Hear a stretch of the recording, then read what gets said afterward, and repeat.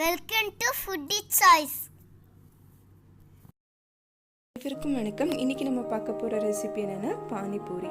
வீட்டிலே எப்படி பண்ணலான்னு பார்க்கலாம். இது ரொம்ப சிம்பிள் வீட்டிலே பண்ணுறதுக்கு. நம்ம வெளியில் தான் சாப்பிட்லான்னு நினைப்போம், ஆனால் வீட்டிலேயே ரொம்ப சிம்பிளாக இதை பண்ணிடலாம். தேவையான பொருள்: 1 கப் துருவின வெல்லம், ஒரு பெரிய லெமன் சைஸ் புளியை கரைச்சி வச்சுருக்கிறேன். அப்புறமா 1 கப் அளவுக்கு மல்லி இலை, 1 கப் அளவுக்கு புதினா இலை, சாட் மசாலா, ஜீரகத்தூள், இவ்வளோதான் தேவை. அப்புறமா ஒரு பச்சை மிளகா. இவ்வளோத்தையும் நம்ம இதான் பச்சை மிளகா ஒன்று போதும்.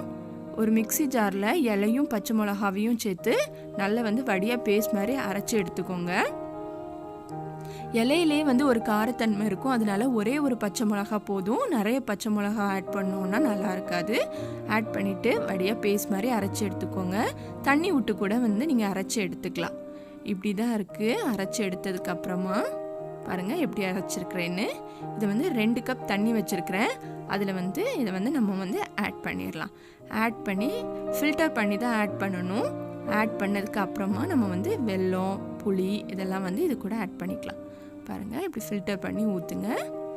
ஊற்றுனதுக்கப்புறமா நம்ம இதில் வெல்லம் ஆட் பண்ணுங்கள். வெல்லம் ஆட் பண்ணி புளி ஆட் பண்ணதுக்கப்புறமா மறுபடியும் ஒரு வாட்டி ஃபில்டர் பண்ணி எடுத்துருங்க. அப்போ தண்ணி இன்னும் நல்லா நீட்டாக இருக்கும். எந்த தூசி எதுவுமே இருக்காது, அந்த இலையில உள்ள இது எதுவுமே இருக்காது. ஸோ வெல்லம் ஆட் பண்ணுறேன். புளிப்பு தன்மை உங்களுக்கு ஏற்றவாறு நீங்கள் ஆட் பண்ணிக்கலாம். இந்த புளி பத்தாது அப்படின்னா நீங்கள் ஹாஃப் லெமனை கூட ஜூஸ் பண்ணி இதில் ஆட் பண்ணிக்கலாம். நான் இன்றைக்கி கொஞ்சமாக தான் ஆட் பண்ணிக்கிறேன், ஆனால் லெமன் விட்டால் இன்னும் நல்லாயிருக்கும். ஸோ அதை நீங்கள் ஆட் பண்ணிக்கலாம். இனிப்பும் எக்ஸ்ட்ராவாக உங்களுக்கு வேணும் அது அப்படின்னா கொஞ்சமாக வெல்லம் கூட துருவி ஆட் பண்ணிக்கோங்க. நான் இன்றைக்கி இவ்வளோ மெஷர்மெண்ட்டில் ஆட் பண்ணியிருக்கிறேன். பாருங்கள், இன்னொரு பாத்திரத்தை ஃபில்டர் பண்ணிவிட்டு சாட் மசாலா தூளும் அப்புறமா ஜீரகத்தூளும் போட்டு இதை ஃப்ரிட்ஜில் ஒரு 5லேருந்து 10 நிமிஷம் வச்சு எடுத்துருங்க. தண்ணி கொஞ்சம் சில்லுன்னு இருந்தால் சர்வ் பண்ணும் போது ரொம்ப நல்லாயிருக்கும் சாப்பிட்றதுக்கு. அப்புறமா இது நமக்கு இதுக்கு தேவையான பூரி, அதாவது வீட்டிலையும் பண்ணலாம். நான் இது கடையில் தான் வாங்கியிருக்கிறேன். இப்படி இன்ஸ்டண்ட்டாக கிடைக்கிது. இதை நம்ம ஃப்ரை பண்ணி எடுத்தாலே போதும். ஒரு கடாயில் கொஞ்சமாக எண்ணெய் சூடு பண்ணி ஒரு 4-5 பூரி போட்டுக்கோங்க. நிறைய போட்டிங்கன்னா நம்மளால் எடுக்க முடியாது. தேவையான அளவுக்கு நம்ம பொரிச்சு எடுத்து வச்சுக்கலாம். இது பொரிஞ்சிட்ருக்கிற நேரத்தில் ஒரு 2 உருளைக்கிழங்கு, பெரிய சைஸ் உருளைக்கிழங்கு வேக வச்சு எடுத்து வச்சுக்கோங்க. நல்லா மசிச்சு அது இதுக்குள்ளே ஸ்டஃப் பண்ணுறதுக்கு நமக்கு தேவைப்படும். அப்புறமா எவ்வளோ வேணுமோ அவ்வளோ பொரிச்சு எடுத்துக்கோங்க. நான் இன்னைக்கு இந்த பவுல் ஃபுல்லாக பொரிச்சு எடுத்து வச்சுருக்கிறேன்.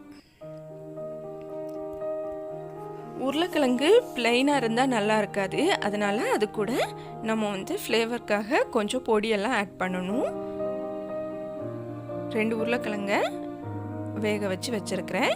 அது கூட காரத்திற்கு ஏற்ப இன்றைக்கி நான் 1/4 டேபிள் ஸ்பூன் மிளகாத்தூளும் கொஞ்சமாக உப்பு, சாட் மசாலா தூள், இதுலேயும் கொஞ்சமாக சாட் மசாலா தூள் ஆட் பண்ணணும். அது நல்ல ஃப்ளேவரை கொடுக்கும். ஆட் பண்ணதுக்கப்புறமா மிக்ஸ் பண்ணிவிட்டு நம்ம இதை அரேஞ்ச் பண்ணிட வேண்டியது. இது நல்லா மிக்ஸ் பண்ணி வச்சுக்கோங்க. மசிச்சு பாருங்கள், நான் அரேஞ்ச் பண்ணுறதை காட்டுறேன். ஓமப்பொடி எடுத்துருக்கிறேன், உங்களுக்கு தேவையான அளவு எடுத்துக்கோங்க. அப்புறமா ஒரு பெரிய வெங்காயத்தை கட் பண்ணி வச்சுருக்கிறேன் குட்டி குட்டியாக. அது அப்புறமா ஃப்ரிட்ஜில் வச்சு எடுத்த அந்த தண்ணி கொஞ்சம் சில்லுன்னு இருந்தால் கொஞ்சம் நல்லாயிருக்கும். அப்புறமா மசிச்சு வச்ச உருளைக்கிழங்கு, அப்புறமா பொரிச்சு வச்சுருக்கிற அந்த பூரி, இவ்வளோதான். இதை எடுத்து எப்படி அரேஞ்ச் பண்ணணுன்னு காட்டுறேன். பெருவரை வச்சு நடுவில் ஒரு ஓட்டை மாதிரி போட்டுக்கோங்க.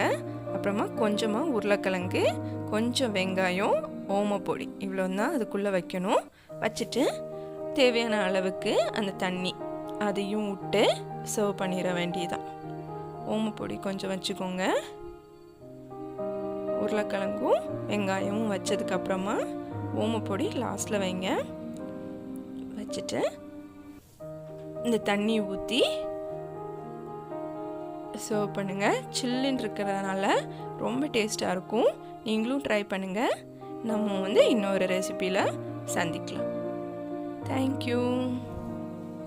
Thanks for watching Foodie Choice.